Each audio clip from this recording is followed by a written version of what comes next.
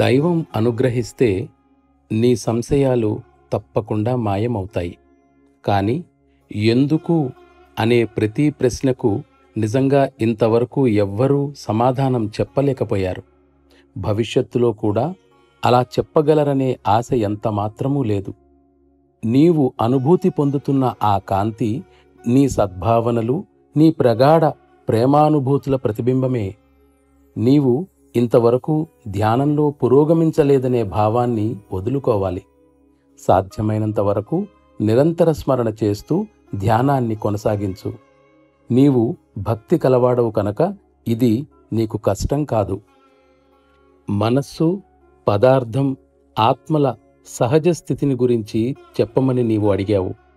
నా గురించిన జ్ఞప్తి కూడా నాకు లేనప్పుడు నేనేమి చెప్పగలను?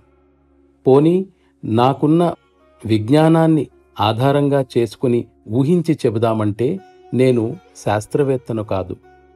ఇక్కడ భక్తుడు, ప్రవక్త, ప్రభువు గుర్తింపులోకి రారు. వీరు ముగ్గురూ పూర్తిగా అదృశ్యమవుతారు. నేనప్పుడేమి వ్రాయగలను? త్వరలో నేను నిన్ను తప్పక స్వయంగా చూస్తాను. కాని నేనక్కడ లేనంతవరకు నీ హృదయంలో నన్ను నీ అతిథిగా ఉంచుకోవాలి. నిజంగా నేను అక్కడ స్వయంగా ఉన్నప్పుడు నేను అతిథిని, ఆతిథ్యాన్ని ఇచ్చే యజమానిని కూడా.